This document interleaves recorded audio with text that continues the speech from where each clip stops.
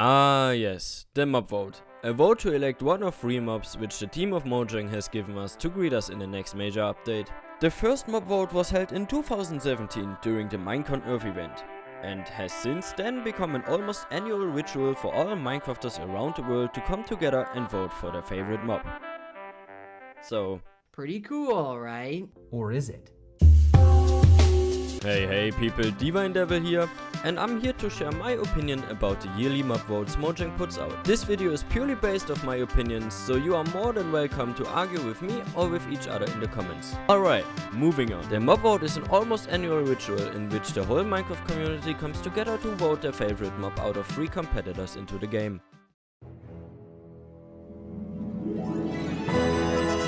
Mob A, the Barnacle, also called the monster of the ocean depths, which would have been a squid-like ocean creature that sucks players down with its tentacles. Mob B, the Phantom.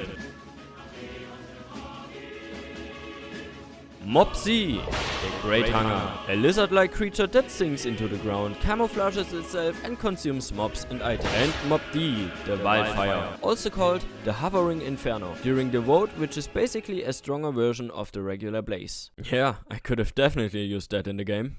And after this vote there was a big 3-year gap in between the following votes. So the next vote would be in 2020, and we are back with only 3 mobs to choose from. The Moobloom, a yellow flower cow which would have had some unique interactions with bees and would only spawn in the flower forest biomes. The Iceologer, another kind of illager which would spawn in mountains and hurl ice clouds at the player. And the Glow Squid. 1 year later, in 2021, we had the Glare, which would have been a small ghost-like mob that would have been able to alert players to an area that is dark enough for hostile mobs to spawn in. The LA. And the Copper Golem, which would have acted as a random redstone signal output machine. 2022 brought us the Sniffer and the Rascal, a mob that would spawn below Y level 0 and play hide and seek with the player and reward you with items if you would find it 3 times. And the Tough Golem, basically an armor stand with extra features. And now we have the mob vote of 2023, the current year. On the 15th of October we can vote between the crab, the armadillo and the penguin. But be careful with your choice, cause it could and will change the game essentially forever. Cause now we'll be covering the dangers of the votes. And oh boy, those are real. I don't have to get started about the Phantom, cause we already fucked up in the very first vote in 2017 with the Phantom. Players all around the globe regret voting for this mob, as it makes sleeping almost necessary and is in general a pretty annoying mob. Players are also kind of regretting voting for the Glow Squid, since everyone expected a moving source of light, a mesmerizing entity of the deep which could hypnotize the player with its pretty glow in the depths of the ocean. But instead we got a reskin of a normal squid. But also glowing, which I personally think is still a win. Now, I don't see any immediate threats with the current mob votes mobs, since they all look like natural or passive mobs to me, but there could very much be some, so decide carefully. So, if they're so harmless, why don't add all 3 of them to the game? Cause they all seem pretty cool and useful in their own way, right? Well, that is exactly what millions of players think so too. We want all of these mobs to join Minecraft, but why won't Mojang listen? Mojang has actually a pretty good reputation listening to their community, considering Cave Update and the Adder Dimension. Wait, what? They still haven't added it? Disappointed! So, why just 1 mob? Well, I can't say for sure, but I can give you my thoughts on why. While modders can add quite a lot of mobs in a short period of time to the game, Mojang can't, since they have to fit the original game style. The mobs can't feel too out of place or unjustified in their existence. But they already planned them out, didn't they? Well, that might be true, but consider this. They don't actually just add 1 mob to the game per update. Alongside the mob vote winner come various different mobs to the game. Last year we got the Sniffer with the camel. The year before, LAs, frogs, tadpoles and the warden. Those are 4. Another year in the past they've added the axolotl and the goat alongside the glow squid. And the list goes on and on. It's almost guaranteed they will add more mobs than just this year's winner to the game too. On top of that, every mob has to bring purpose to the base game, has to be balanced to the base game, and the features which it will bring with it will have to fit into the base game too. These are all variables which modders don't have to think about. Also, to ease the pain a little, they said they would add mob vote losers sometime later to the game. Yeah, right. And on top of that, the mob vote isn't just supposed to be the mob vote. It's also a type of advertisement to get the players to go or join the Minecon event live. Think about it. Every mob vote gets its own little free animations for each mob, and every one of them has the same message besides the vote. Also, speaking of the animations, I love them. They bring a unique charm to the game, the community and the developers themselves. They don't miss out on silly humor, show us what we'll get in a creative and informative way, and are generally fun to watch. All the more it's sad that those are becoming meaningless once your average YouTuber Giga Chimp steps in the ring. Not to name drop anyone, but...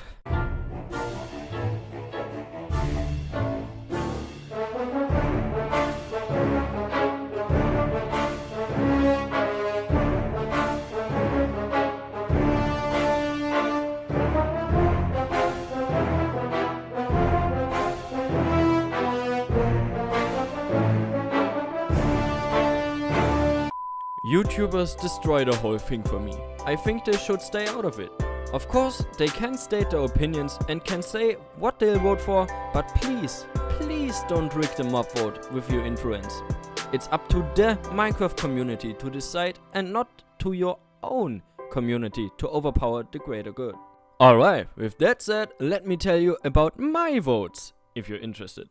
In 2017, I voted for the Great Hunger. It just looked like a frog and I really like frogs, but now we got frogs, so I'm cool with that. In 2020, I chose the Glow Squid and it actually won, yay! It was a hard choice between the squid and the Moobloom, but we already got the Moobloom in Minecraft Earth, so I thought, sure, and chose the squid. What I didn't know was that they would close the game shortly after, making the Moobloom disappear forever. What? The year after my vote went to the Copper Golem, cause first of all he's cute, and second off I'm a fan of the 2 golems we already have in the game, and I want more. A mob you'd have to build in the game about creativity and building sounds just right, doesn't it? 2022, however, I must admit I didn't really care and I didn't vote. I don't even know why the whole thing just kinda went over my head. I didn't even know the mob vote was going on until, well, it was over, so, oh well. But this year, my vote will go to...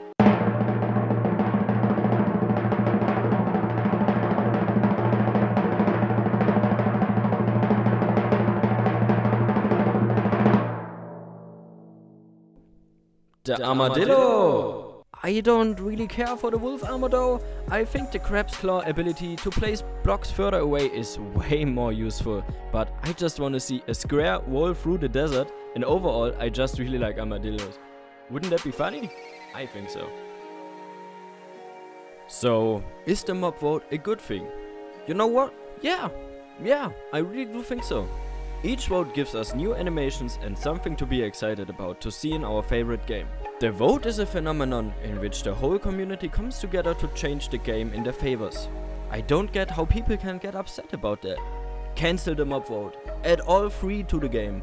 Fuck, go back. I'm just like, why?